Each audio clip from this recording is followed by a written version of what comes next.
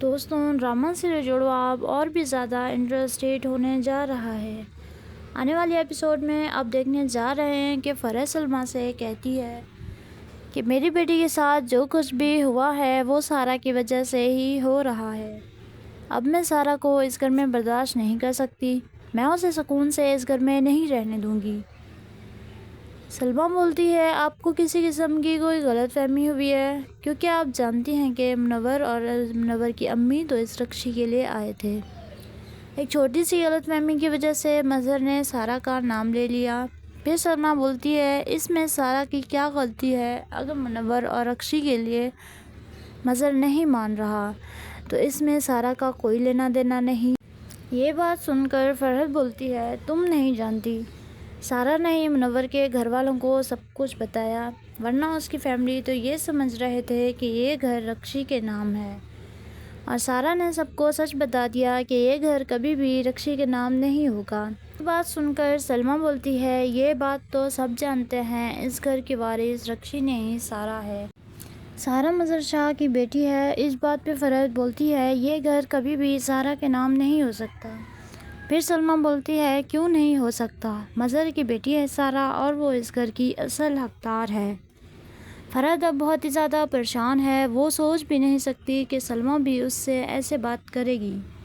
وہ سلمیٰ کو بولتی ہے اس گھر میں وہی ہوگا جو میں چاہوں گی، ضروری نہیں کہ جو آپ چاہو گھر میں وہی ہو۔ پہلے بھی آپ کو بتا چکی ہوں کہ آپ سارہ کے لیے غلط بیانی نہیں کر سکتی یا کوئی ایسی بات نہیں کر سکتی۔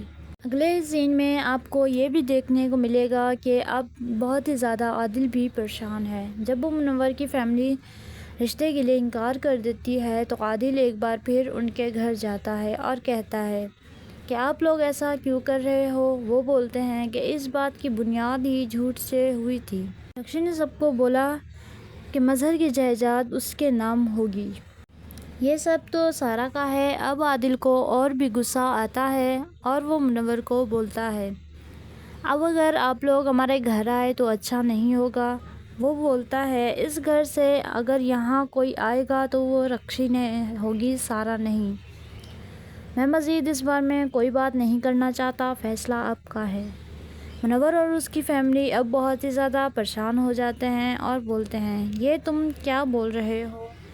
ہم رکشی کے کوئی تعلق نہیں رکھنا چاہتے، اب اگر تم نے مزید پریشان کیا تو ہم پولیس بلا لیں گے۔ عادل بولتا ہے کہ آپ غلط کر رہے ہیں، اب اگر اس کے بعد آپ لوگوں نے کچھ بھی ایسا کیا تو میرا جواب بھی بہت برا ہوگا۔